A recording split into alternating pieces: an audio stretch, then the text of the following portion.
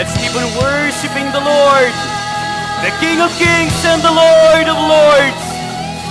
We give you all the glory, Jesus, for thou art worthy of it all. Hallelujah. We give you praise and love. Oh, be glorified.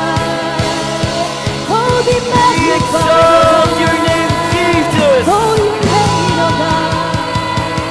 We give you the reverence, thanksgiving. You reign, oh God. Oh, you reign. It is you who are worthy, O Lord. Hallelujah.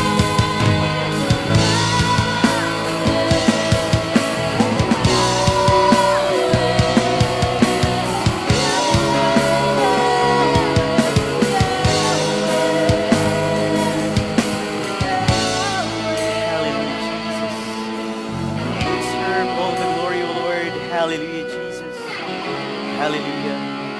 Ikaw ay karapat dapat sa aming pagpapasalamat, sa aming pagsamba, sa aming pagluwalhati at pitagan para sa iyong pangalan. Heavenly Father, in the name of the Lord Jesus Christ, we thank you.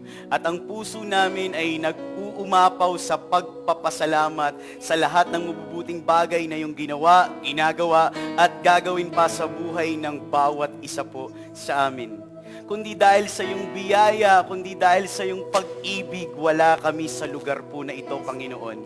Naririto kami, tumitibok ang aming mga puso, dumadaloy ang aming mga dugo dahil sa iyong pabor, dahil sa iyong biyaya, dahil sa napakalawak, napakatayog, at napakalalim na pagmamahal mo sa bawat isa po sa amin, Panginoon.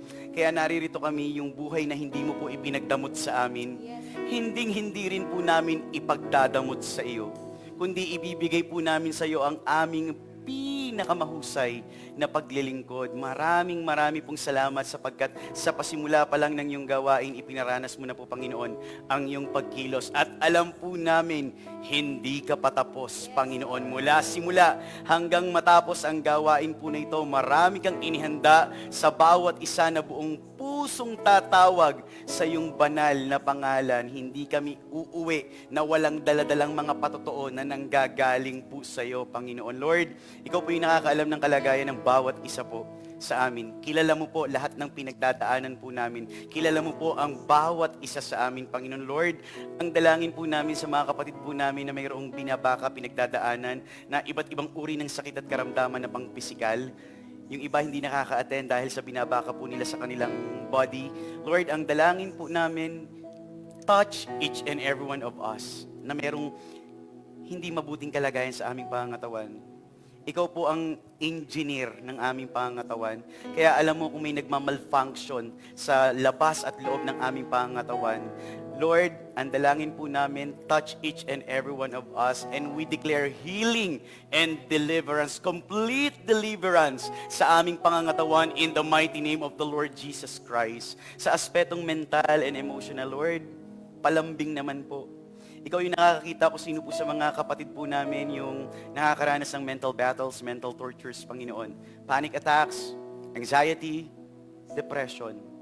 Lord, ang dalangin po namin, yakapin mo po yung mga kapatid po namin na nasa ganitong kondisyon, na nasa ganitong sitwasyon. At laging ipaalala sa kanila na merong Jesus, merong Jesus Christ na nagmamahal sa kanila. Kaya may laban pa sila sa buhay. Dahil kaya mo silang ipanalo kung sila ay magsusuko ng kanilang sarili sa iyong harapan. Aspetong financial, lagi po naming inaalala ng Diyos sa pinaglilingkuran namin, Diyos na mayaman sa lahat ng mga bagay. Sabi sa iyong mga salita, seek ye first the kingdom of God and His righteousness, and all these things shall be added unto us. Kung uunahin po namin ang iyong katuwiran at ang iyong kaharian, lahat ng aming pangangailangan, ikaw ang magpo-provide. Pambayad ng bills, pambayad ng renta, pambigay ng pambaon sa mga anak, you will provide everything of this, Panginoon.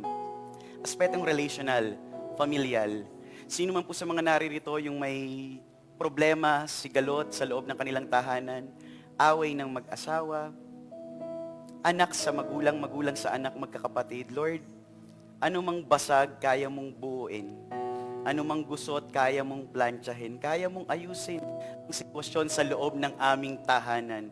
Sa iyo po namin ipinagkakatiwala ang aming pamilya, Panginoon. At sa aspetong espiritual, we are living in the last of the last days. Kami nasa mga huli ng mga huling araw. Kaya ito yung mga panahon kung saan nawa makita mo po ang bawat isa sa amin na totoong nauuhaw at nagugutom sa iyong mga salita. Naglulumalim, Panginoon, sa pagkaalam ng iyong katotohanan at ng iyong mga salita. Mas mag-mature ang bawat isa sa amin sa kalagayang spiritual, Panginoon, upang kami maging handa sa iyong muling pagparito. Lord, maraming pong salamat. Sa iyo po namin pinagkakatiwala ang kabuuan ng iyong gawain mula simula hanggang matapos ang Sunday service po na ito. Maraming pong salamat, and we plead the blood of the Lord Jesus Christ to cover each and every one of us. Maraming pong salamat. We give you all the glory, the highest praise, and the reverence that you deserve. In Jesus' mighty name, and all say, Amen. Amen. Palakpakan natin ang ating Panginoon.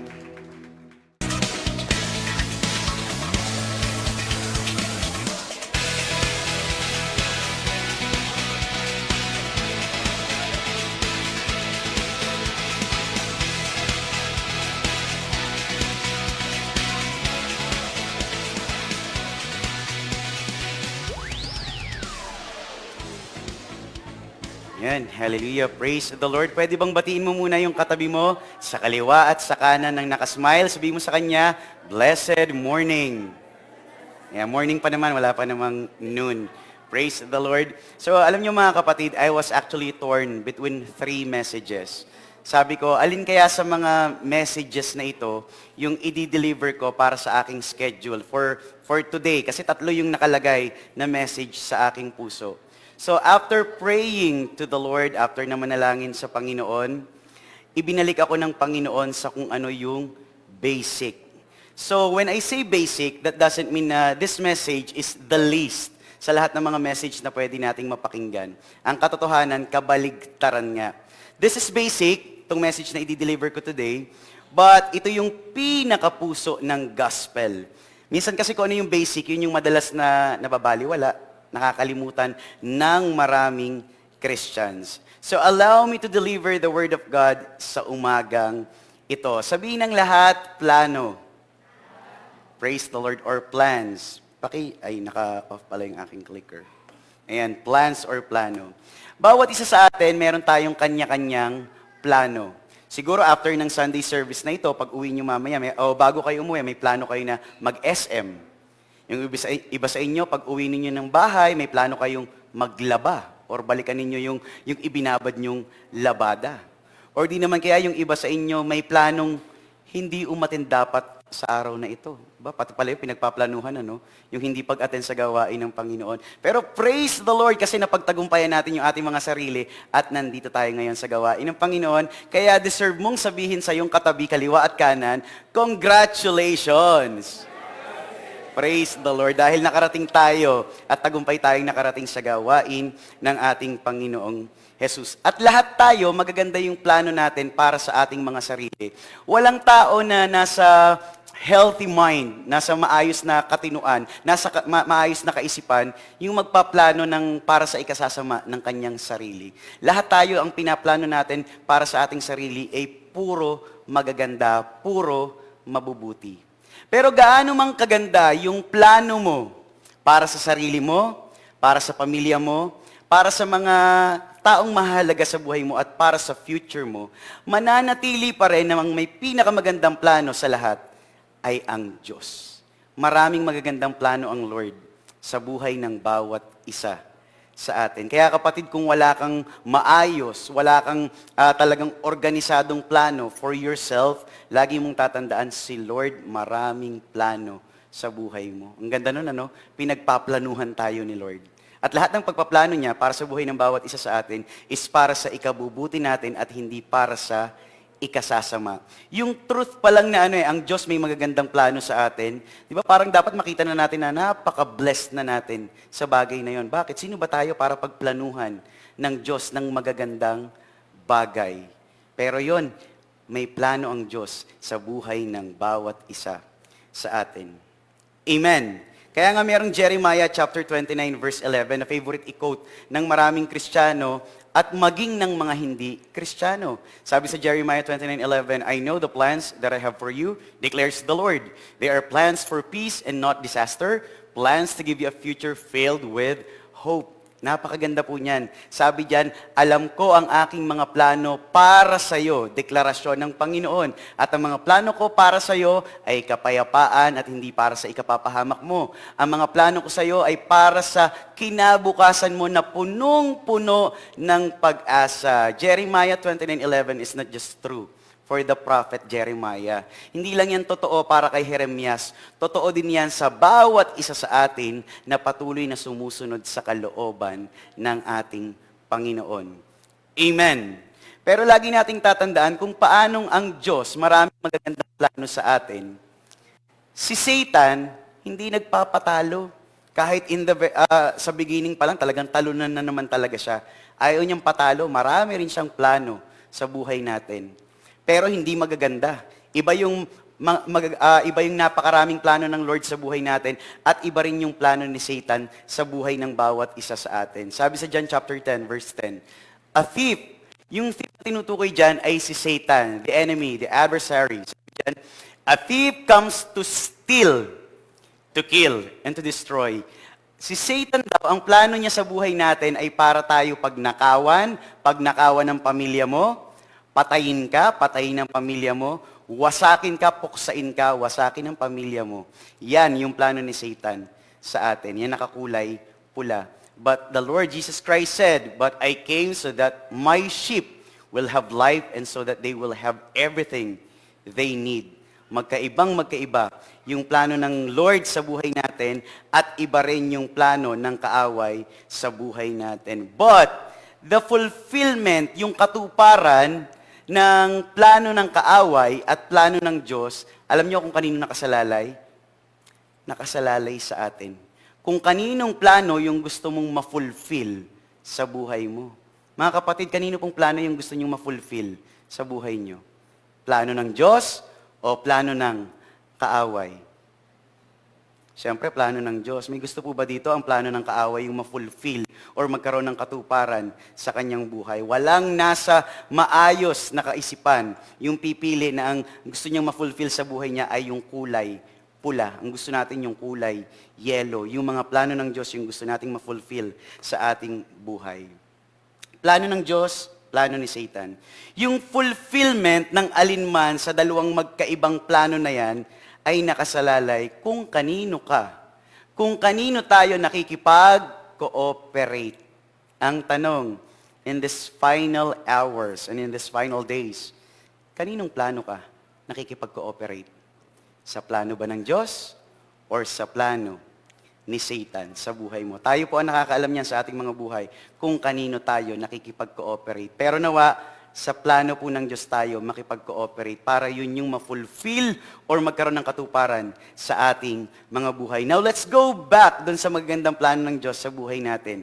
Gaya nung sinabi ko po sa inyo kanina, marami siyang magagandang plano for us. Ngunit yung pinaka-primary, pinaka-pangunahing magandang plano ng Lord sa buhay natin is yung tinatawag na plan of salvation. Sabihin ng lahat, plan of salvation. Sa Tagalog, planong kaligtasan na magiging title ng message natin for this morning. The plan of salvation. Let's close our eyes, tayo mananalangin sa Panginoon. Hallelujah, Jesus. Heavenly Father, in the name of the Lord Jesus Christ, kami po ay nagpapasalamat sa iyo for the privilege and opportunity na kami po ay makapag-worship sa iyo in spirit and in truth. Pero hindi lang doon natatapos. Naririto po kami, Panginoon, uupo sa iyong paanan para makinig po ng iyong mga salita. Ang dalangin ko po, Panginoon, bawat isa na naririto, papagtaglayin mo po ng teachable heart.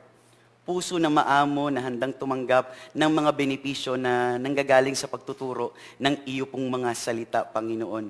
Lord, tulungan mo po na ang bawat isa ay makapag-focus. Alisin anumang distraction, Panginoon, sa aming mga buhay. Sa pakikinig ng iyong mga salita, ibibigay po namin sa iyong paggalang na marapat po sa iyong pangalan, Panginoon, upang kami ay totoong lalabas sa lugar po na ito, sa sanctuary na ito, na maraming tinanggap na pagtuturo mula sa iyong mga salita. salita. Kung ano man yung kakulangan, Lord, na nakita mo po sa preparation ko for this message, ang banal na spirito ang pinapayagan ko po na kumumpleto. Mangusap ka, magrema ka sa puso ng mga kapatid sa lugar po na ito. At ikaw yung makita ng mga kapatid, yung kaluwalhatian mo ang siyang mahayag. Maraming pong salamat sa iyong papuri, kaluwalhatian at karangalan. In Jesus' mighty name, and all say, Amen. Minsan pa nating palakpakan ang ating Panginoon. The plan of salvation. So, ito pong message na ito, we actually use the brief version, yung maiksing version nito, kapag kami po ay nagwe-welcome ng mga first-timers. Sino po mga first-time umattend po dito sa church na ito? Pataas po ng kamay, lampas ulo. Ayan, so marami po, no? Meron po kami tinatawag na GEM Ministry, GEM, nakalagay po sa ID ninyo. Ibig sabihin nun, Guest Experience Ministry, -VIP. Ibig sabihin nun, VIP, very important sa Panginoon. So, wini-welcome po namin yung mga first-time attendees kasi ayaw po namin na a-attend kayo dito tapos hindi nyo maramdaman na winelcome po kayo sa lugar na ito. Gusto po namin maramdaman nyo po that you are at home sa lugar na ito. Kaya mga kapatid, pwede po ba nating sabihin sa mga first-time attendees po natin, welcome home in 3, 2, 1! Welcome home! Ayan, palakpakan po natin ang Panginoon. Ayan. Praise the Lord. So ginagamit po namin itong message na ito when we are sharing about the gospel dun sa Guest Experience Ministry. Pero very brief lang, maikli lang. So today I'm going to expound it. Para mamaya sa GEM, hindi na ito i-discuss sa inyo ni Sister Vivian. Praise the Lord. Now the question is, bakit may plano ang Diyos na tayo ay iligtas? Bakit may tinatawag na plan of salvation? Bakit may plano ng kaligtasan? Yung salitang kaligtasan or iligtas ay ginagamit para sa mga taong nasa kapahamakan. Nasa bingit ng kapahamakan or mga taong in danger. Di ba ginagamit po yung salitang iligtas, kaligtasan sa mga nasa kapahamakan. Bakit pinagpaplanuhan tayo ng Lord ng kaligtasan? Nasa kapahamakan ba tayo? Yes. Brethren, ba't ako nasa kapahamakan? Kung po komportable ng pag-upo ko dito, ang alwan-alwan ng buhay ko. According to the Word of God, sa book of Romans chapter 3, verse 23, sabi diyan, because all people, ilang mga tao daw po? All people, lahat. Hindi sinasabi sa book of Romans na kalahati ng population ng earth ay nagkasala. No, malinaw na sinasabi sa book of Romans, all people have sinned. Kasama po ako doon? Kasama po kayo doon? Yes, lahat po tayo nagkasala. Lahat po tayo makasalanan. Wala pong perfect. Meron po ba ditong pure and perfect? Taas po ng kamay. Ang magtataas ng kamay, sinungaling. At ang kasinungalingan ay kasalanan sa harapan ng Diyos. Kasi sinasabi sa Word of God, yan na yung truth. All people have sinned. They have fallen short of God's glory. Ibig sabihin, hindi daw tayo nakaabot dun sa standard ng perfection ng Diyos dahil sa ating pagkakasala. Hindi natin pwedeng sabihin, ay ako, maliit lang naman brother yung kasalanan ko. Hindi naman ako kagaya ng ibang mga politiko na nagnanakaw sa gobyerno ng bilyon-bilyon. Ako naman, ang nakupit ko lang naman kay nanay, 5 piso lang naman. Hindi po pinag-uusapan dito maliit or malaki ang nanakaw mo, maliit or malaki ang pagkakasala mo, ang kasalanan ay kasalanan sa mga mata at sa harapan ng Diyos. Amen. Ano naman ngayon, kung nagkasala tayo, ano naman kung sinner ang bawat isa sa atin? Anong connect nito sa tinatawag na kapahamakan? Romans 6:23, the payment for sin is what? Ang hina, the payment for sin is what? Death. Ang punishment, ang kabayaran sa ating mga kasalanan ay kamatayan. We admit kanina, lahat tayo dito makasalanan. That means ang deserve natin ay kamatayan. But the gift that God freely gives is everlasting life found in Christ Jesus our Lord. Ang tanong, oo nga brethren, makasalanan ako. Mula nung nagkaisip tayo, ganong karami ng kasalanan ang nagawa natin. Baka pagsamasamahin man natin lahat ng daliri sa kamay at daliri sa paa, kukulangin pa yan sa dami ng kasalanan na nagawa natin. Halimbawa, mula nung teenager ka, nagmumura ka na. Ilang taon ka na ngayon, halimbawa. So nakailang mura ka na. Ibig sabihin, ang dami-dami mo ng pagkakasala na nagawa. Bakit buhay pa tayo? Kung totoo ang Romans 6:23 na the punishment or the payment for sin is death. Bakit humihinga pa tayo? Bakit tumitibok pa ang ating mga puso? May 3 kahulugan yung death sa Romans 6:23. Una, yung tinatawag na spiritual death. Sabihin ng lahat, spiritual death. Spiritual na kamatayan. Anong ibig sabihin nito? Ibig sabihin, yan yung tinatawag na separation from God. Pagkahiwalay sa Diyos. Pag tayo nagbabasa ng gospel, nagbabasa ng word of God, laging ipinapakilala ang Diyos bilang buhay, source of life. Siya yung buhay.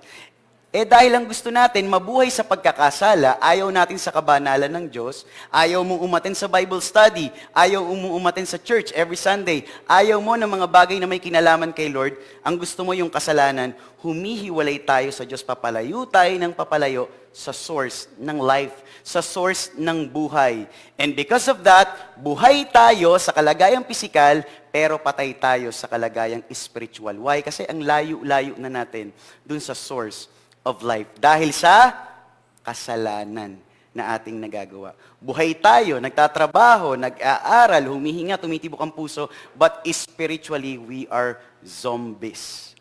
Mga spiritual zombie tayo kapag tayo ay hiwalay sa Diyos dahil sa ating pagkakasala. Yan yung unang kahulugan ng kamatayan sa Romans 6:23. Pangalawang kahulugan ng kamatayan, ano pong nakalagay dyan? Physical death. The literal death. Yung kalagayan na magpa-flatline tayo, kalagayan na tayo ay mag-e-expired, mamamatay, magpapantay ang ating mga paa. At lahat tayo talagang nakatakdang dumating sa ganyang punto ng ating mga buhay. Kung hindi natin aabutan yung second coming of the Lord Jesus Christ. Bawat isa sa atin one day may make-upan at ilalagay sa kahon. If you know what I mean. Lahat tayo ma-e-expired. Yun yung ikalawang kahulugan ng kamatayan. And ang original plan ng Diyos sa atin, hindi naman talaga dapat tayo mamamatay. Si Adan at Eva, they are immortal. Pero dahil sa kasalanan na kanilang nagawa, sa pagsuway nila sa utos ng Diyos, yun yung naging kabayaran. Nagkaroon na ng kamatayan ang tao. Dahil sa sin or pagkakasala. Ikatlong kahulugan ng death sa Romans 6:23, yung tinatawag na second death. Anong ibig sabihin noon? Lalo pag nagbasa tayo ng Book of Revelation, ang tinutukoy na second death ay kamatayan sa apoy ng impyerno. Saan po? Sa impyerno. Sa English ay hell. Yes, totoong may impyerno. Bakit totoong may impyerno? Because the Bible says so. Totoong may impyerno dahil sinasabi ng Word of God, ng Bible. Hindi tayo pwedeng mag-cherry pick when we are reading the Word of God. Yung mag-cherry pick ka, kung ano lang yung maganda, kung ano lang yung nakakakiliti sa tenga, yun lang yung iisipin mo na, yun lang yung paniniwalaan mo. Ay, ang ganda ng Jeremiah 29:11, puro magagandang plano ng Lord. Totoo to sa akin, totoo tong Word of God na ito. Tapos nagbuklat bigla sa gospel patungkol sa impyerno. Ay, hindi to totoo, hindi to totoo. Ang totoo lang sa akin, yung Jeremiah 29:11. Hindi po ganun pa nagbabasa ng Bible. When we are reading the Word of God from cover to cover, dapat alam mo ang nakasulat dyan ay katotohanan dahil yan ay salita ng Diyos. Amen. So kung paanong sinasabi ng Word of God na may impyerno, mayroong impyerno. There is hell. If we believe that there is heaven, naniniwala po ba tayo na may langit, may paraiso naghihintay sa atin, may kingdom of God? Magsabi ng malakas na amen. Amen. We should also believe that there is hell and nothing in between. Sa spiritual po, sa final destination ng tao, ang naghihintay lang po ay ang langit at ang impyerno. There is nothing in between. Walang purgatorio. Brother, ba't narinig ko sa ibang religion, may tinuturong patungkol sa purgatorio. Kini-cleanse pa daw yung mga kaluluwa bago pumasok sa langit. That's not biblical. And if it's not biblical, yung doctrine na yan ay hindi sa Diyos. At kapag hindi sa Diyos, kanino yun, mga kapatid? Kayo po ang nakakaalam ng sagot. If it's not biblical, it's not of God. Ang binabanggit lang sa Bible, langit at impyerno. Yan lang po ang final destination ng tao. Amen. Bigat, no? Yung salitang impyerno, pero dapat masanay tayo dyan. Kasi yan yung laman ng Word of God. Nung ang Panginoong Yesus, during His earthly ministry, nagsishare ng Word of God, talagang diretsahan siya, nag-preach about hell, about impyerno. And sa maraming Christian churches and fellowships ngayon, bihirang-bihira mo nang maririnig ang patungkol sa hell, ang patungkol sa impyerno. Ano na lang madalas nating naririnig? Parang puro motivational talk na lang sa mga Christian churches and fellowships. Puro patungkol sa pagsubok na pinagdadaanan mo, love ka ni Lord. Nakakalimutan yung katotohanan na merong langit at merong impyerno. Kaya napakahalaga na ibabalik tayo, nare-remind tayo sa kung ano talaga yung pinaka-heart ng gospel. Kung ano talaga yung puso ng ebanghelyo ng Panginoong Jesus. Ang mga tao naniniwalang may langit, pero hindi naniniwalang may impyerno. Paano ko nasabi? Maraming mga tao naniniwala, there is heaven, paradise, kingdom of God, pero ayaw maniwala na may impyerno. Paano ko nasabi? Halimbawa, may namatay. Tapos nakikita niyo yung mga obituary poster, yung mga picture ng namatay na may picture nila, may petsa ng kapanganakan at petsa ng kamatayan. Makikita mo sa comment section, anong nakalagay? Rest in peace, nasa langit na siya, kasama na siya ni Lord. Puro ganun, wala kang makikita, nasa impyerno na siya, kasama na siya ng mga devils. Wala kang mababasang ganun, puro magaganda. Why? Kasi nakakalimutan natin yung truth na merong impyerno. Ang nakakagulat, halimbawa, ang isang tao namatay. Ang kinamatay niya, halimbawa lang to overdose sa drugs.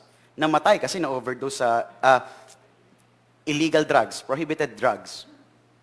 Tapos makikita mo sa comment section, kasama na siya ni Lord.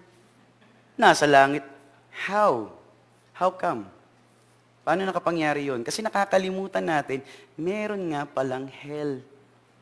Gusto lagi natin, kinakalamay natin yung sarili, yung kalooban natin na langit lang. Pero malinaw ang sinasabi sa Word of God na kapag wala kang Jesus Christ sa buhay mo, ang naghihintay sa'yo ay second death sa apoy ng impyerno. At ang hell po, hindi naman siya talaga designed para sa mga tao. Hindi niloob ng Diyos na magkaroon ng impyerno para sa mga tao na namamatay. Pero bakit maraming tao yung napupunta doon? Ang description pa nga sa Book of Isaiah, yung bibig daw ng impyerno ay palaki ng palaki, paluwang ng paluwang ang bibig ng impyerno. That means maraming napupunta doon. Alam niyo po, ayon sa statistics, 300,000 plus. Ilan po? 300,000 plus ang namamatay every day.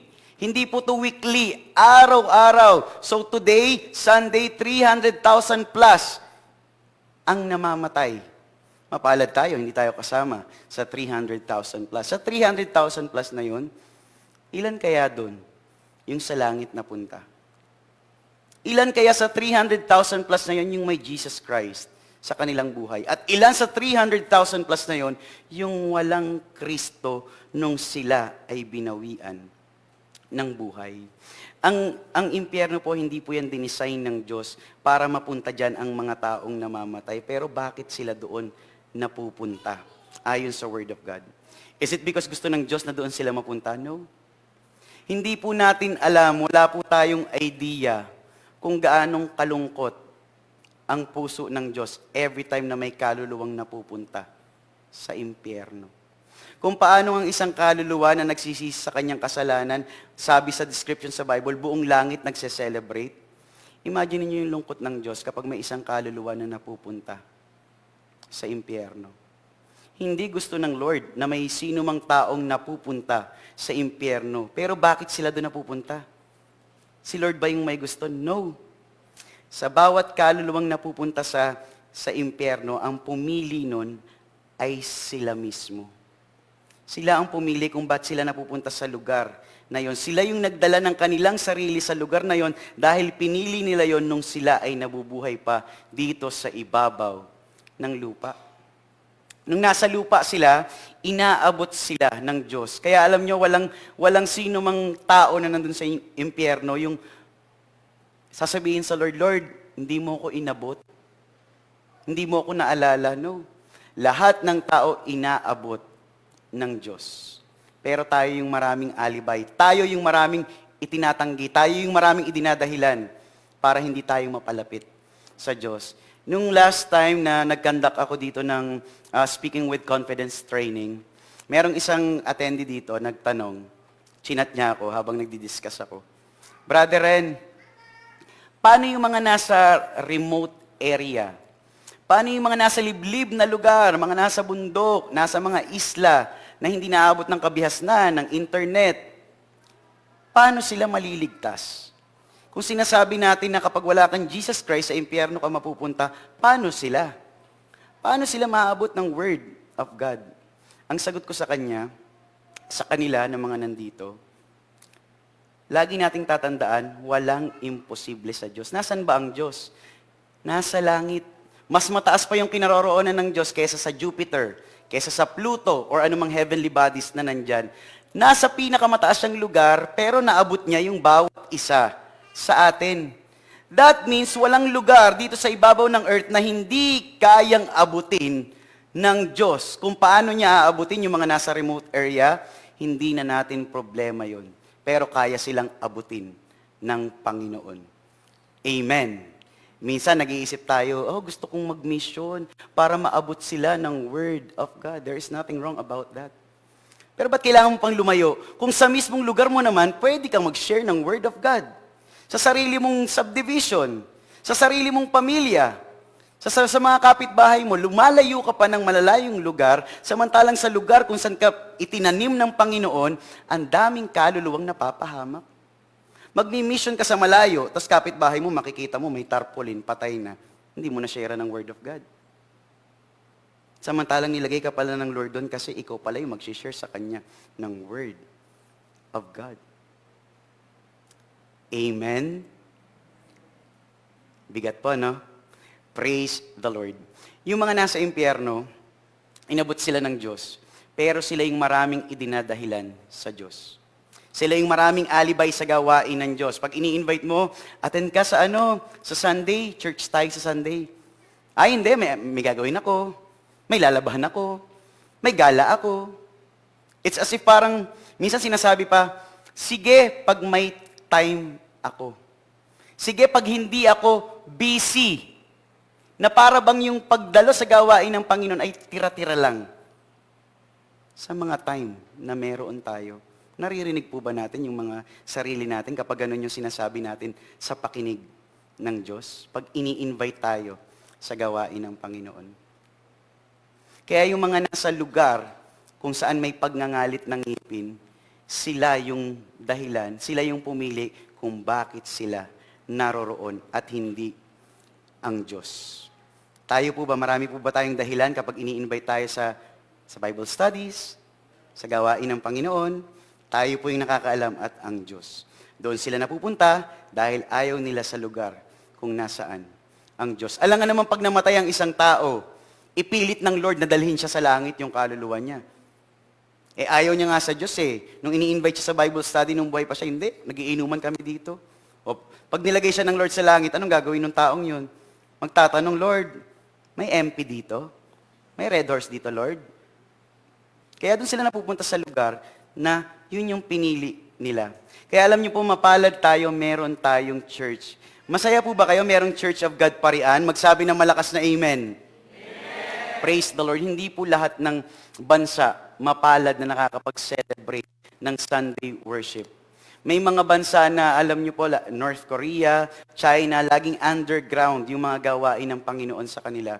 Laging may lookout kapag Bible study tayo, nakakapag-drums, doon hindi pwede. Pabulong ang share ng Word of God. Bakit? Kasi kapag nahuli sila, na nagba-Bible study sila, ia-armalate sila in public. Public execution po ang punishment sa North Korea kapag may possession ka ng Bible. Tayo po napakapalad natin dito sa Pilipinas. Meron tayong mga Christian churches and fellowships. At ito pong mga church na meron po tayo, this is a training ground. Training ground po ito ng bawat isa sa atin. Kaya po tayo nag-church. What we are doing here is just a glimpse of what we will do in heaven. Lahat ng ginagawa po natin dito ay patikim kung ano yung gagawin natin sa langit. Kung yung pinapatikim pa lang sa'yo ng Lord dito sa church na mga gawain para sa Kanya, hindi mo na type yung lasa. Paano mo masasabing fit ka at gusto mo sa langit? Sa langit, mas matagal yung pagpupuri doon. Talagang we will worship the Lord for eternity. Hindi po sa 1 oras lang, hindi sa 2 oras lang. Dito sa gawain ng Panginoon, di ba? Yung binanggit ko nung nakaraan, nag-i-invite ka, attend ka naman sa church. Di ba? Ano yung sabi ko sa inyo nung nakaraan? Ang itatanong agad, anong oras ng tapos? Tapos agad ang tinatanong. Hindi ka pa nga uma-attend. Di ba? Nakakahiya po yun sa pandinig ng Panginoon. Diba? Parang funny siya kasi naririnig talaga natin na yan yung reality. Pero nakakalungkot po yun sa pakinig ng Panginoon. Minsan sinasabi, ayoko umattend sa church. Daming hypocrite sa church. That's true. Hindi lang po hypocrite ang meron sa church. May mga magnanakaw, chismosa, dating adik. Pero lahat po tayo binabago at inaayos ng Panginoon. It's as if you are saying na, ayokong mag-gym kasi ang tataba ng nasa gym.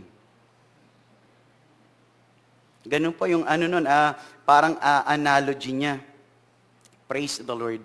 Kaya kung dito pa lang sa lupa, bored na bored ka na sa gawain ng Diyos, hindi ka fit sa langit. Baka gusto mo sa lugar kung saan ang mga ngipin ay nagngangalit. So tayo yung pipili ng ating destination kung gusto natin sa langit or mas gusto natin sa lugar kung saan ang mga ngipin ay nagngangalit. Alam niyo po yung nagngangalit ng ngipin? Yun yung description sa hell ng mga taong nandun. Inuud sila, uod na hindi namamatay at nagngangalit ang ngipin. Nakarinig na po kayo, sino po dito may kamag-anak pag tulog nagngangalit yung ngipin? Di ba? Nakakangilo po, no? Isang tao pa lang yun, ha? Imagine mo, napakaraming tao, lahat nagngangalit ang ngipin. Nakakakilabot po yung tunog, yung ganoong sound. But here's the good news. Ay, salamat. Good news na yung sasabihin ni brother. Ang bigat-bigat kasi nung patungkol sa impyerno, nakakarindi sa tenga. Here's the good news. Sabihin ng lahat, Lord, salamat sa good news. Lord, yung mas malakas in 3, 2, 1. Lord, salamat sa good news. Ano yung good news? Yung John 3:16, the heart of the Bible, na i-recite po ninyo. Lahat na nakakabisa ng John 3:16 sa English, kahit anong translation, sabay-sabay niyong i-recite. Ready? Start!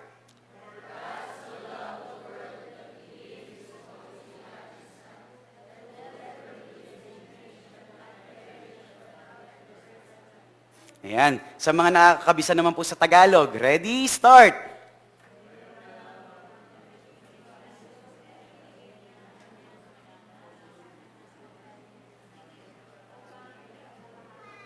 Mga Inglesero, ang mga taga-Church of God. Ayan. Siguro yung iba sa inyo, no, nagli-lip-sync lang kanina, gumaganon lang. Para kunwari sa ulo din yung John 3:16. Kung hindi mo pa sa ulo, kapatid, yung John 3:16, the heart of the Bible, iregalo mo sa sarili mo na masaulo mo at masapuso mo ang heart of the Bible. Yan ang puso ng Biblia, ang John 3:16. Kung walang John 3:16, butas ang Bible, kulang ang Bible, hollow ang Bible. Pero dahil sa John 3:16, merong puso ang Biblia. Baka sa ulo mo na yung kantang hawak mo ang beat. John 3:16, iilang words lang yung nakalagay dyan, hindi mo pa masaulo. Sana iregalo mo sa sarili mo na wag naman this year, nawa this week, masaulo mo ang John 3:16. Sa mga di nakakasaulo, amen? Yan, praise the Lord. So assignment yan sa inyong sarili. Sabi niya sa John 3:16, for God so loved the world. Sa Tagalog, gano'n na lang daw kalaki, kalawak, kalalim, katayog, yung pag-ibig ng Diyos sa lahat ng mga tao. Gano'n na lang daw kalaki yung pagmamahal ng Lord sa atin. Diyan pa lang, di ba, yung may Diyos na nagmamahal sa atin, sold na tayo. Lagi kong binabanggit sa messages, hindi tayo kaibig-ibig. Hindi po tayo kamahal-mahal. Why? Lahat tayo may imperfections Lahat tayo may kabulukan. Lahat tayo may pangit na pag-uugali, pangit na karakter. And yet, may Diyos na nagmamahal sa atin. Kahit alam ni Lord, lahat ng pangit na past na meron tayo, lahat tayo may pangit na past. Nakakahiyang nakaraan. Pero kahit nakikita yun ni Lord, siya pa rin yung nagmahal sa atin ng buong buo. Kahit nakakadiri yung karumihan natin, yung Diyos gustong-gusto pa rin tayong yakapin. Yes, gusto kang yakapin ng mahigpit ng Panginoon. Kahit madumi ako, brother Ren, yes, lahat tayo madumi.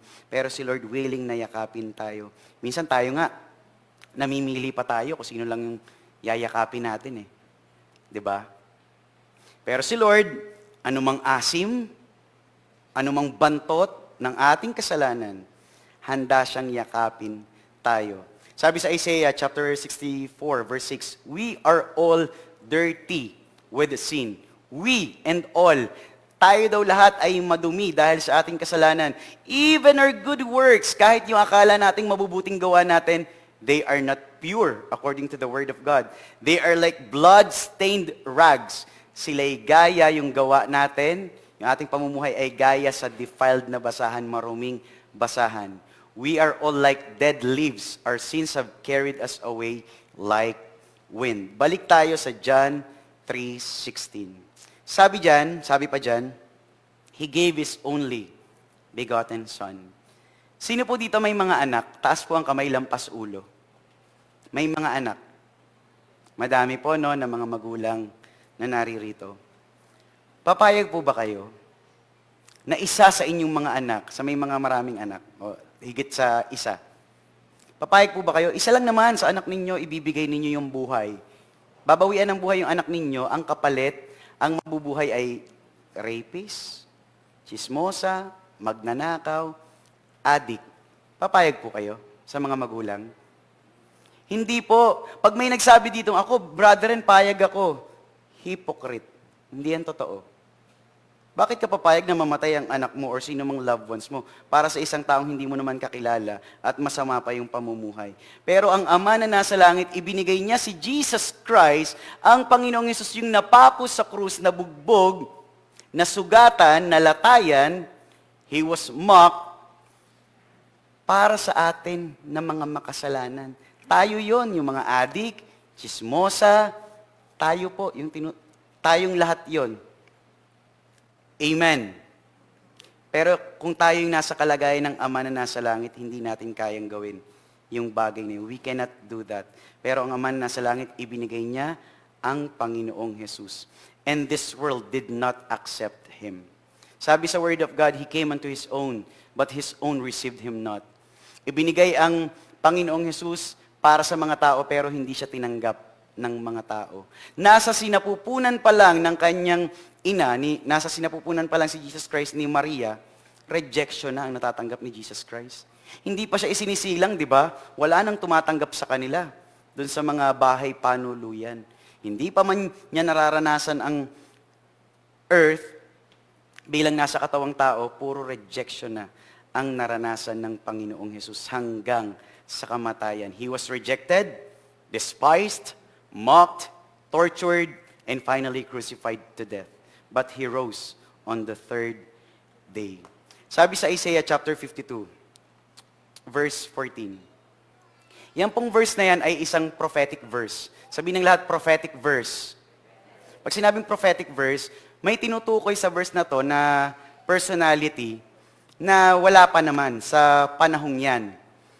Yung Book of Isaiah na isulat yan, hundreds of years ago, bago pa si Jesus Christ pumunta dito sa ibabaw ng lupa, sa katawang tao. Sabi diyan, many will be shocked by Him. His appearance will be so disfigured that He won't look like any other man. His looks will be so disfigured that He will hardly look like a human. Ang tinutukoy sa prophetic verse na yan ay ang Panginoong Jesus. Yung mararanasan ng Panginoong Jesus sa krus ng Kalbaryo. Sabi diyan, yung sa last sentence, His looks will be so disfigured, deformed, that He will hardly look like a human. Hindi na daw itsurang tao ang itsura ng Panginoong Jesus.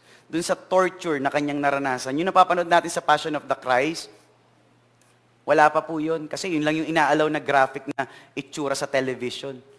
Pero kung makikita siguro natin talaga yung kalagayan ni Jesus Christ during His crucifixion, makikita natin mas lalalim yung pag-unawa natin sa Isaiah chapter 52 na hindi na halos makilala si Jesus Christ. Sabi diyan, parang hindi na tao. Para ng giniling na karne na idinikit sa kahoy. Ganun na po ang itsura ng Panginoong Jesus. Alam ng Ama na nasa langit, na ganun yung mangyayari sa kanyang kaisa-isang anak kay Jesus Christ. Pero ibinigay pa rin niya si Jesus Christ kahit alam niya na ganun yung mangyayari. Ganun yung mararanasan ng Panginoong Jesus. Why? Bakit niya sinacrifice si Jesus Christ? At bakit si Jesus Christ isinacrifice niya yung kanyang sarili? upang yung dugo niya, yung maging ultimate sacrifice para sa ating lahat. Kailangang magkatawang tao ni Jesus Christ para siya ay magkaroon ng blood, ng dugo. Kasi during the Bible times, kapag may pagkakasala, ang ginagamit na pang-offering, atonement para malinis sa kasalanan is mga dugo ng hayop. Nag-o-offering ng magagandang hayop. Hindi lang basta-basta hayop. Hindi pwede doon ang galisin, hindi doon pwede ang bulag na hayop, hindi doon pwede ang pilay. Kailangan quality animal, quality lamb, quality cow, magagandang hayop. Nagtanong ako kanina para yung dugo ng hayop yung maglilinis sa kasalanan ng mga taga-Israel. Nagtanong ako kanina kay Brother Melvin, magkano na ang baka? Sabi niya, 60,000 ang isa. The last time I checked, 40,000 lang. Pero ngayon, nasa 60,000 na pala ang isang baka. Ilang kasalanan ang nagagawa natin sa loob ng isang linggo? Kaya mo bang mag-offering? Halimbawa, sa 7 days a week, lahat yan nagkasala ka. Kaya mo mag-offering ng 7 baka? O baka kahit isang baka lang, hindi natin kayanin. Sabihin natin, Lord, Argentina, pwede. Corn beef na lang, Lord. Medyo mahal-mahal pa din. Lord, beef. Pwede po ba, Lord? Hindi uubra. At dahil sa lala ng kasalanan ng lupa, ng mga tao, hindi nauubra ang dugo ng hayop. Kaya si Jesus Christ na yung nag-alay nung kanyang dugo, yung blood niya, yung naging ultimate sacrifice para sa ating lahat. Kaya hindi na tayo nag-o-offering ng hayop. Dahil merong Jesus Christ na nadumalo yung dugo sa krus ng Kalbaryo bilang sacrificial and peace offering sa ating mga kasalanan. God did His part. Ginawa ng Diyos yung kanyang bahagi. Dapat gawin din natin yung ating bahagi. So hinati ko siya sa 2 part. Yung bahagi ng Diyos, yung part niya, gano'n na lang yung pagmamahal niya, ibinigay niya yung kanyang kaisa-isang anak. Yan yung bahagi ng Diyos. Ano yung bahagi natin? Sumampalataya kay Jesus Christ upang wag tayong mapahamak sa impyerno, kundi magkaroon ng buhay na walang hanggan. Nasa atin yung desisyon. Ibinigay na sa atin si Jesus Christ, pero yung desisyon to accept Him or to reject Him, nasa sa atin. Like for example, itong Bible. Halimbawa, bibigay ko na to kay Lalaine. Lalaine, sa'yo na tong Bible ko. Binibigay ko na to sa'yo. Bagaman binibigay ko na to sa kanya, na kanino yung desisyon to accept this Bible? Na kay Lalaine, yung desisyon. Ganon din sa Panginoong Hesus. Ibinigay na sa atin si Jesus Christ. Pero nasa ating mga tao yung desisyon, if we will accept the Lord Jesus Christ, or kung patuloy natin siyang tatanggihan sa ating mga buhay. The decision to follow the Lord ay nasa sa atin. I mean, hindi kalooban ng Lord na tanggapin lang natin siya sa ating mga buhay. Ang kalooban ng Lord is for us to decide to follow Him all the days of our lives. Hindi pwedeng believers ka lang ni Jesus Christ. Ang ganda pakinggan, believer ako ni Lord. I'm a believer.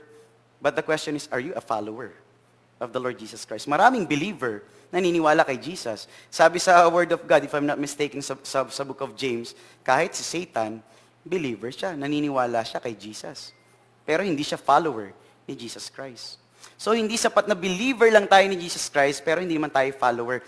Dapat magkasama yan, dapat inseparable yan. You believe in the Lord Jesus Christ, and at the same time, you follow the Lord Jesus Christ. Can we say Amen? Amen. Praise the Lord. Ang gusto ng Lord, followers niya rin ang bawat isa sa atin. Marami ako nakikita ng mga influencers na tinatawag mga vloggers.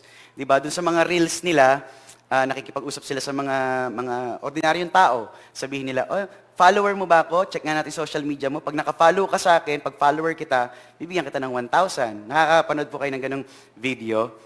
Si Lord, kapag follower ka ng Panginoong Hesus, hindi lang 1,000 ang ibibigay sa iyo ni Jesus Christ. Mas higit pa sa anumang halaga na meron dito sa ibabaw ng mundo ang ibibigay sa iyo ng Panginoong Hesus kapag follower ka ng Panginoong Hesus. Now, ang tanong, kailan natin dapat tanggapin si Jesus Christ? At kailan natin siya dapat paglingkuran? Pag-feel na natin? Ay, brethren, tatanggapin ko si Lord sa birthday ko na lang. Malapit na naman, next month na naman.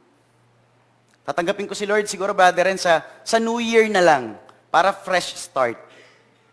No. This is the day. Today is the day of salvation. Sabi sa isang quotes na aking nabasa, many said they would get right with God at 11. Maraming tao nagsasabi, makikipag-ayos ako kay Lord, makikipag-ayos ako sa Diyos. Mamayang alas 11. But they died at 10.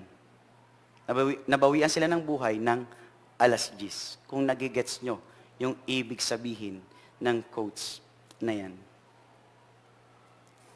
Ngayon natin dapat tanggapin ang Panginoong Hesus dahil hindi natin alam ang araw ng bukas. Proverbs 27 verse 1.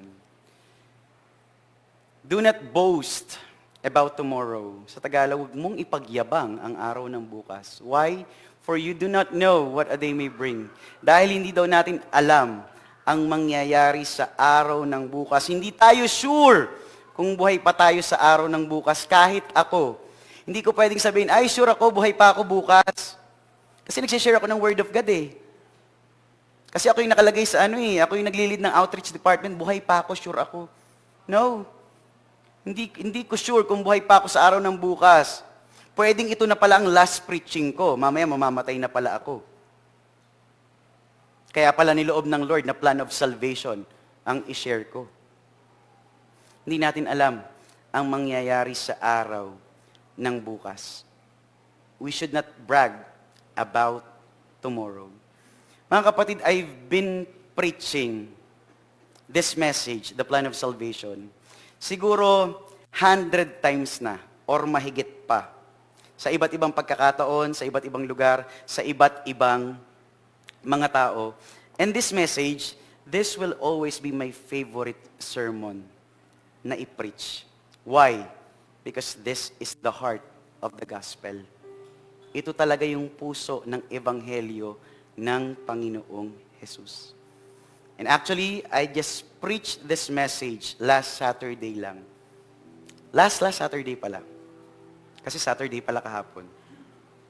Sa funeral service ng isa sa aking mga kaibigan. Hindi lang basta kaibigan. One of my closest friends. Kumare ko yan. 38 years old this year.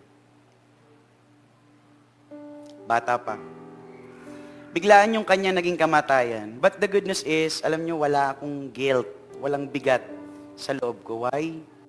Because nung 2015, I was able to share the plan of salvation sa kanya. And personally, I led her sa pagtanggap sa Panginoong Jesus. She accepted the Lord Jesus Christ way back 2015. Bago-bago akong Christian noon kasi 2014 ako naging mananampalataya ng Panginoong Jesus. Biglaan yung pagkamatay niya pero ang mahalaga, tumanggap siya kay Jesus Christ. Alam niyo nung namatay siya, hindi ko pa ma-absorb eh. Biglang dalawang gabi, nakaharap ako sa computer ko. Pinlay ko sa YouTube yung kantang Love of a Lifetime ng Firehouse. Alam niyo yun? I finally found the love of a lifetime. Kasi favorite niyang kantahin yung kantang yun. Lagi kong nire-request yun sa kanya pag nagsising along kami, pag nagbi-video kami. Video okay kami. For 1 hour, nakaloop lang yung kantang yun at ngalngal ako, yun yung term eh, ngalngal ako ng ngalngal sa harapan ng Panginoon. Iyak ako ng iyak sa Lord. Hanggang sa nasabi ko habang umiiyak ako, Lord, tao pa rin pala ako. Kasi akala ko hindi na ako iiyak sa ganung mga bagay. Akala ko ganun na akong katibay, ganun na akong katatag. Nasabi ko nga dati sa aking sarili, siguro pag namatay ang nanay ko, namatay ang tatay ko, hindi na ako iiyak. Feeling ko ganun na akong katibay. Pero pinakita sa akin ng Lord, mali ka. Nasampulan ako.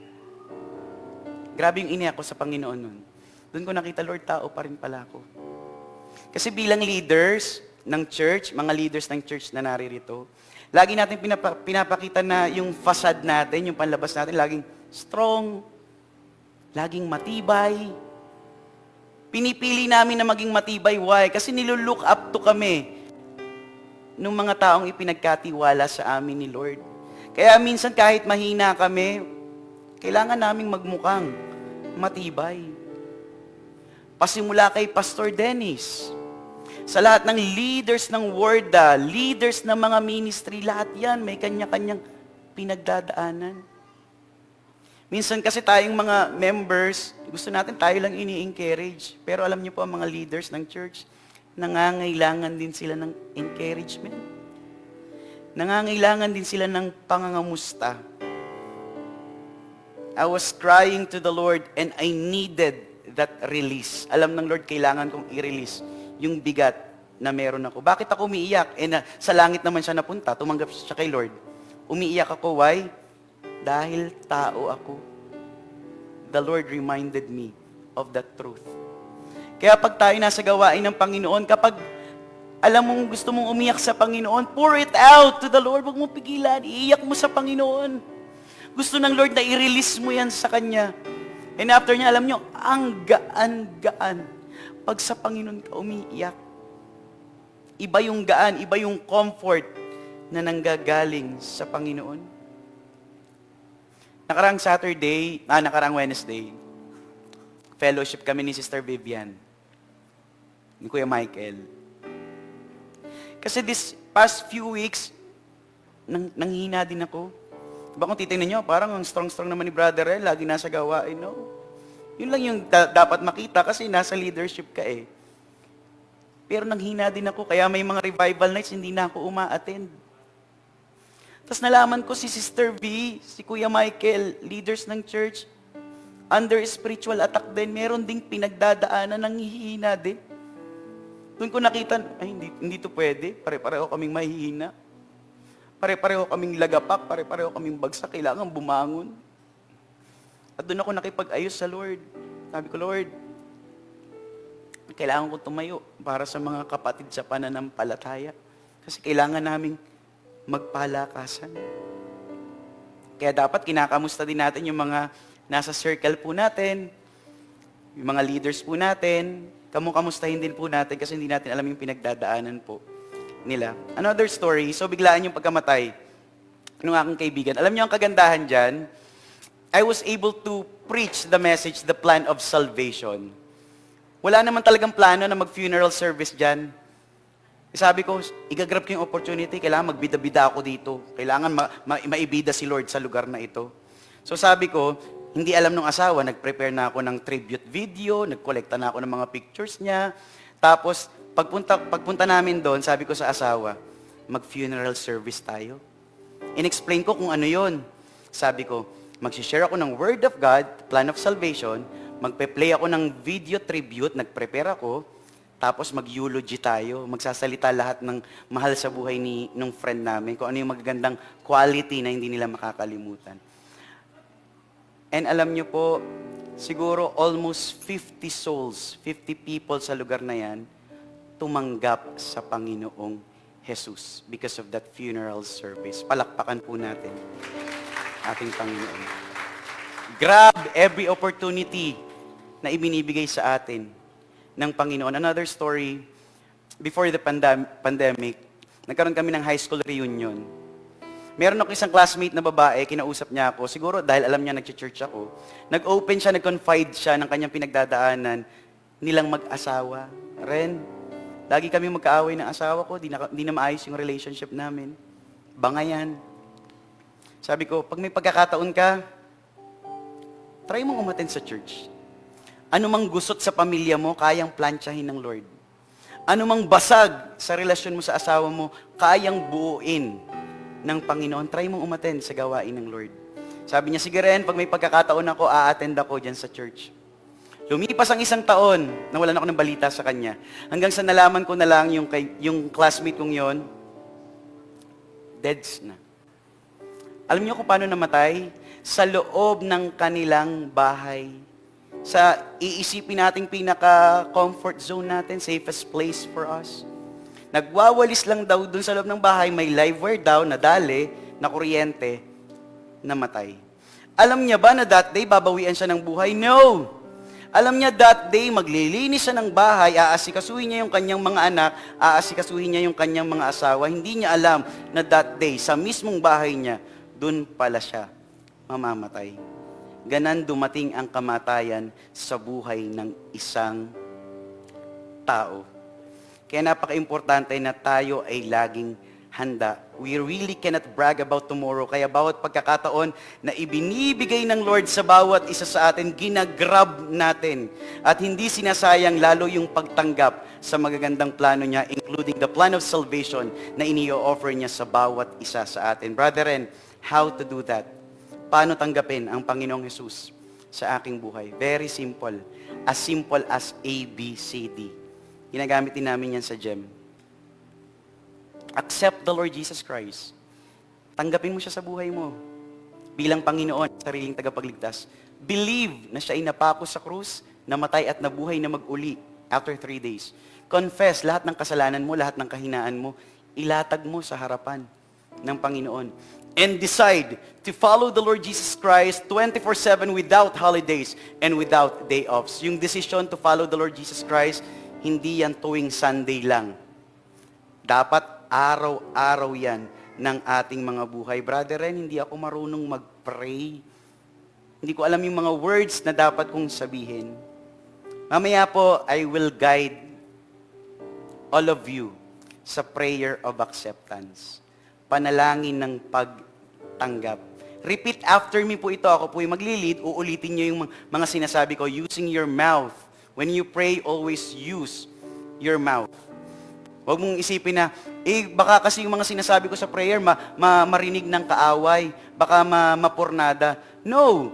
Nandun ang protection ng Lord when you are praying to Him.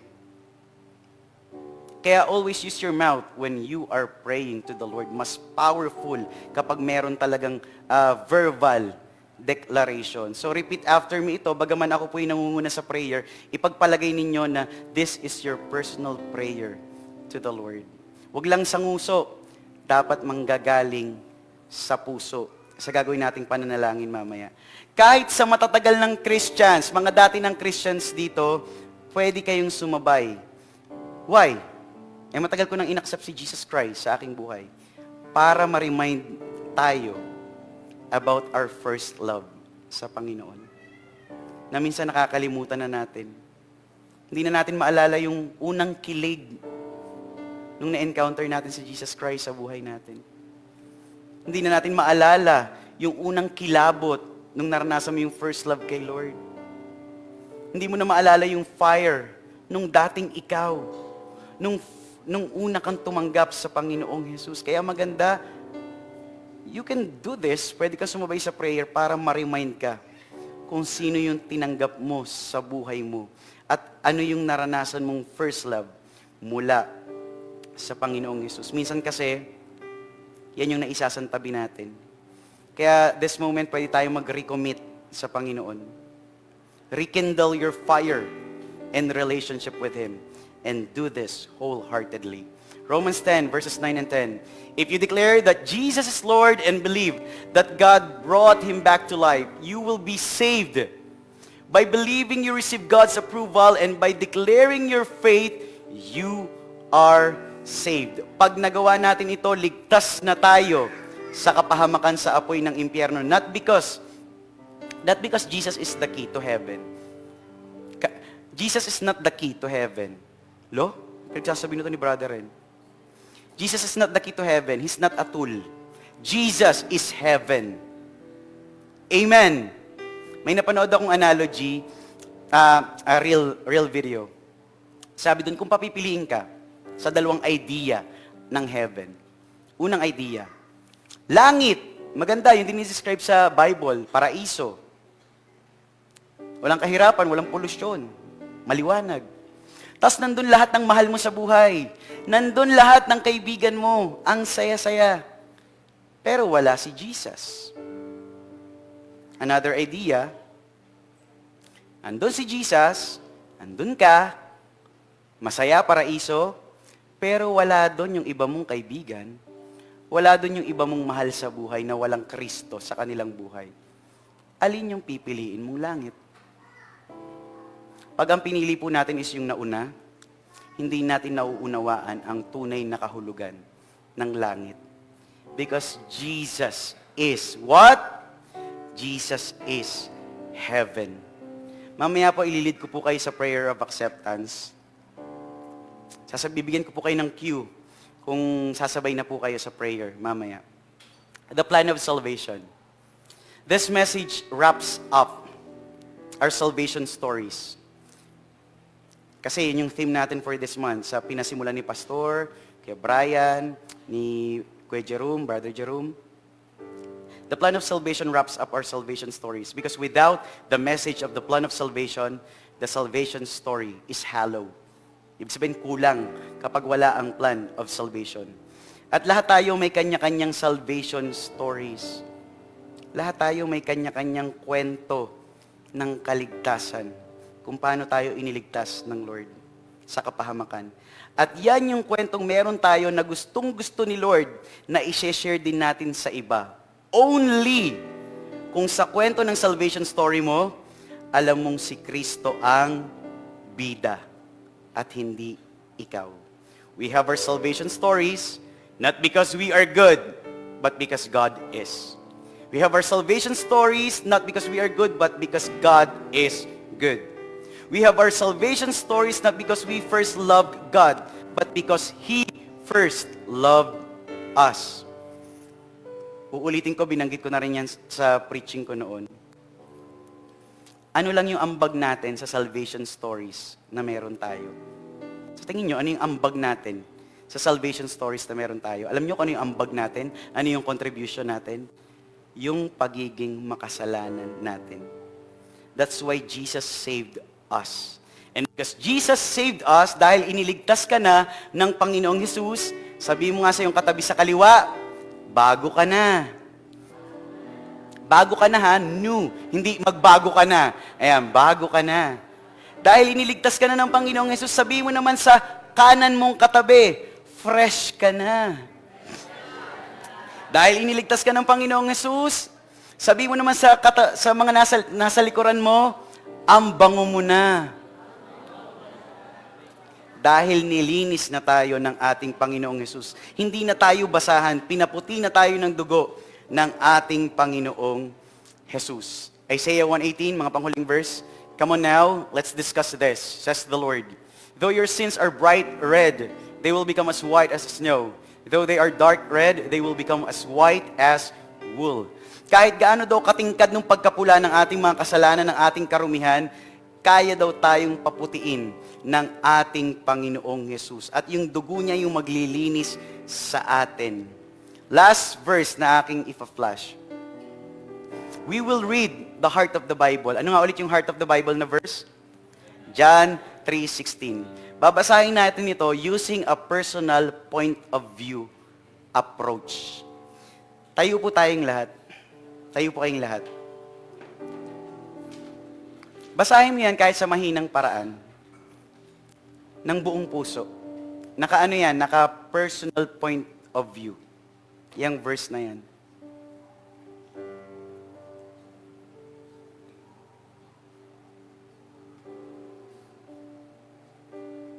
Laliman mo yung pagkakabasa.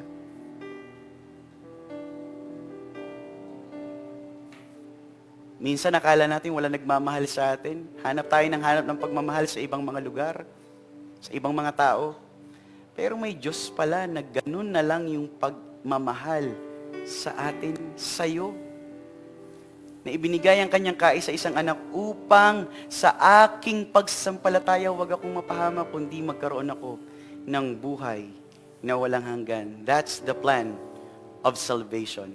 Ang pinakamagandang plano sa lahat. Hallelujah, Jesus. Sa oras na ito, sa lahat ng gustong tumanggap sa Panginoong Hesus or gustong mag-recommit, Lord, gusto kong ayusin yung relasyon ko sa'yo. Pwede po ba kayong lumapit dito sa unahan para maipag-pray po namin kayo? Huwag po kayong mahihiya. Isipin mo, ikaw at si Lord sa oras na ito.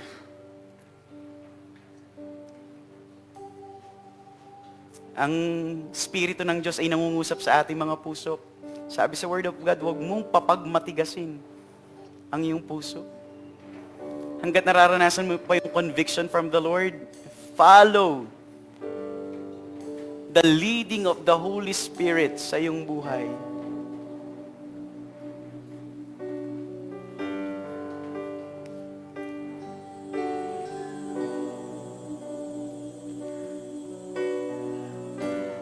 Hallelujah. Just pag-pray mo ang sarili mo sa Panginoon. Kung may gusto kang sabihin sa Lord, sabihin mo sa Kanya.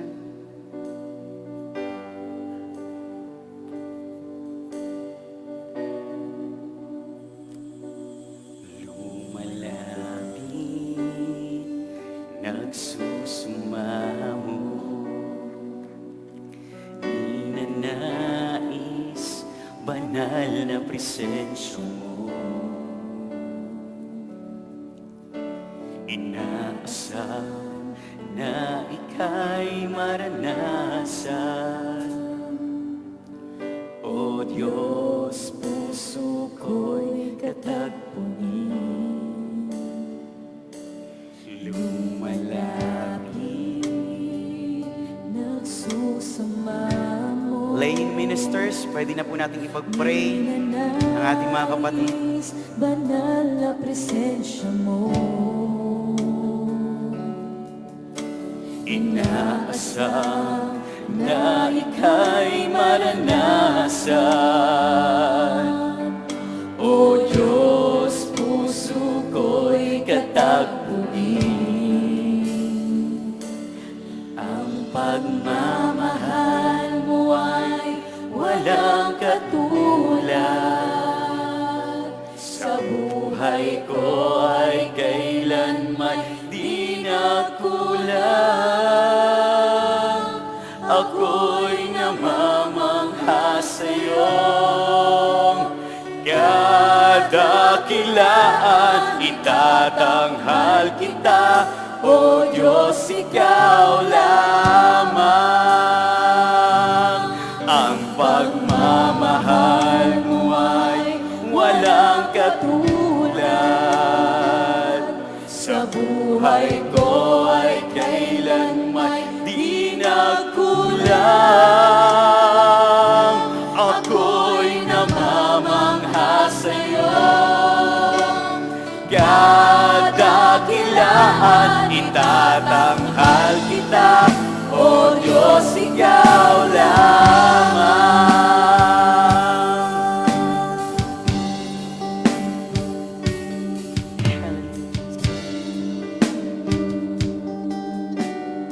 You're worthy to be praised, Lord. Ikaw ay kahanga-hanga, Panginoon.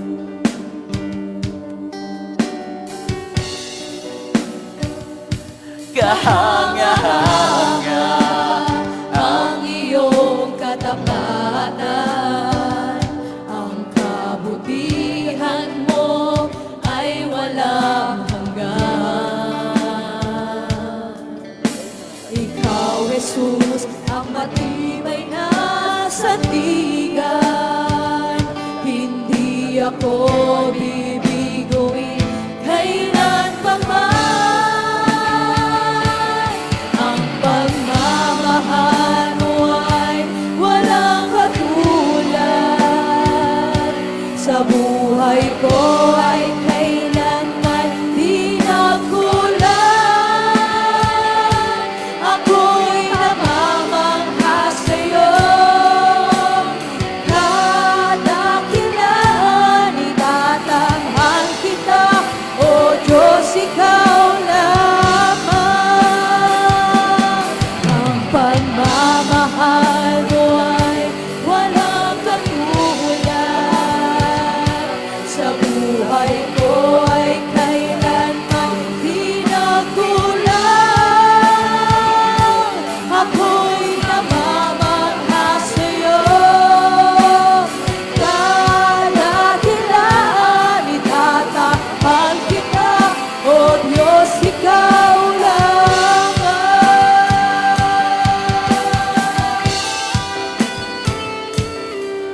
O Jesus, ikaw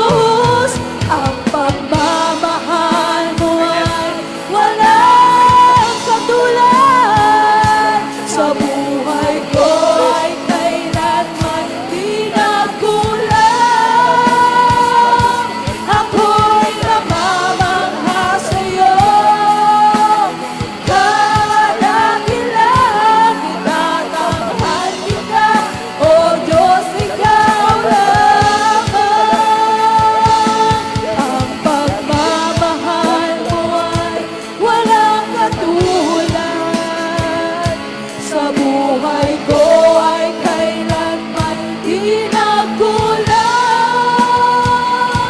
Ako'y nangangamba sa'yo. Kadakilaan, itatanghal kita, O Diyos, ikaw lang. Ang pagmamahal mo ay walang katulad. Sa buhay ko ay kailanman di nagkulang. Ako'y nangangamba sa'yo. Kadakilaan, itatanghal kita, O Diyos, ikaw lang. Pagmamahal mo ay mga kapatid, iawit mo yan sa Panginoon. Lagi mo sila sa lalayan ng buhay ko. Lord, lahat ng kanilang pangailangan. Please, for your glory. Huwag kang mahihiya kapatid, iawit mo yan sa Panginoon.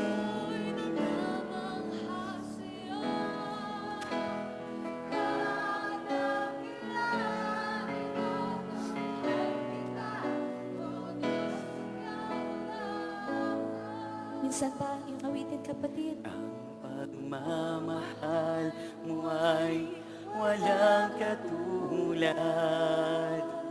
Sa buhay ko ay kailanman di nagkulang.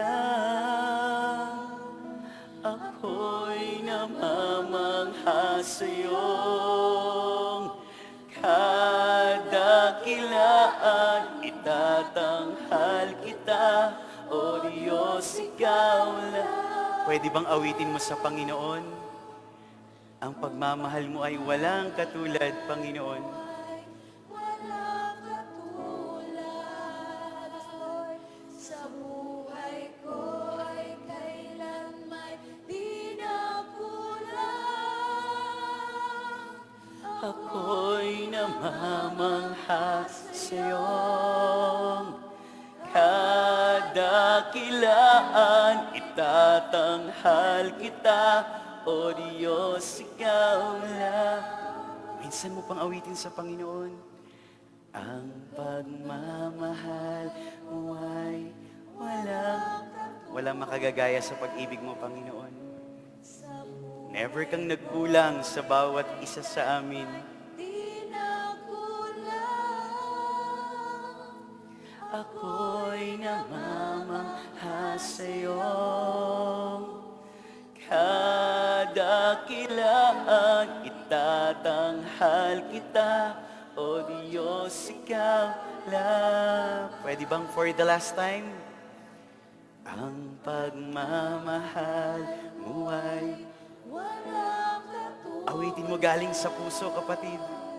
Sa buhay ko ay kailanman di nagkulang. Ako'y namamangha sa'yong kadakilaan. Itatanghal kita, O Diyos, ikaw lamang. Itatanghal kita, O Diyos, ikaw lang. Declare. Itatanghal kita, O Diyos, ikaw lang. Pwede bang palakpakan natin ang ating Panginoon? Hallelujah, Jesus. Sa oras na ito, pwede bang itaas natin yung dalawa nating kamay sa harapan ng Panginoon? At sabayan niyo ako sa maikling panalangin. Sabihin ng lahat, O Diyos, maraming salamat po sa iyong pag-ibig, sa iyong pagmamalasakit, proteksyon sa akin at sa aking pamilya. Panginoong Yesus, inaamin ko po, kinikilala ko po, ako po ay makasalanan. Marumi gaya ng basahan. Ngunit alam ko po, kaya mo po akong linisin sa pamamagitan ng dugo ng aming Panginoong Yesus na dumaloy sa krus para sa aking kasalanan. Panginoong Yesus, tinatanggap po kita sa aking puso sa aking buhay bilang Panginoon at aking tagapagligtas. Sumasampalataya po ako na ikaw ay namatay para sa akin at nabuhay na mag-uli. Mula po sa araw na ito, tulungan mo po ako na maglingkod sa iyo at sumunod sa kalooban mo. Isulat mo rin po ang aking pangalan sa aklat ng buhay. Maraming pong salamat, Ama, sa pangalan ng Panginoong Hesus. Amen. Let me pray for you. Hallelujah, Jesus. Lord, salamat po sa buhay ng mga kapatid po na ito na nag-recommit ng kanilang mga buhay sa iyo at tumanggap sa aming Panginoong Hesukristo. Ikaw po yung nakakakilala sa bawat isa sa amin. Sa ginawa po nilang pag-una sa iyo, pagtanggi sa kanilang mga sarili. Lord, alam po namin hindi magkukulang yung pagpapala mo sa kanilang buhay, sa kanilang sangbahayan, sa kanilang buong pamilya. Lagi mo po silang alalayan, Panginoon, at sa panibagong linggo na naman na kanila pong haharapin, Panginoon, samahan mo po ang bawat isa sa amin at kaming lahat ay maging channel of blessing sa mga taong aming nakakasalamuha sa labas, Panginoon. Yung message na aming napakinggan, hindi po kami papayag na pansamantala lang, kundi habang kami nabubuhay, aalalahanin po namin yung planong kaligtasan na inilaan mo para sa bawat isa po sa amin, Lord. Maging sa gagawin po namin pagkakalob sa iyo sa mga tithes and offering po na ito, makita mo po na ibinibigay po namin to sa iyo ng may kagalakan sa aming mga puso. Dahil alam po namin, yung mga tithes and offering na ito ay higit na magagamit sa expansion ng iyong kingdom at para mas mapabilis ang pagtatayo ng next generation church. Lord, maraming po salamat sa aming pansamantalang paghiwa-hiwalay mamaya. Pagbuklo rin mo po kami ng iyong dakilang pag-ibig. And we plead the blood of the Lord Jesus Christ to cover each and every one of us. Maraming pong salamat sa iyo po namin ibinibigay ang pinakamataas na papuri, kalwalhatian, karangalan at pagpapasalamat. In Jesus' mighty name and all say, Amen. Palakpakan natin ang ating Panginoon.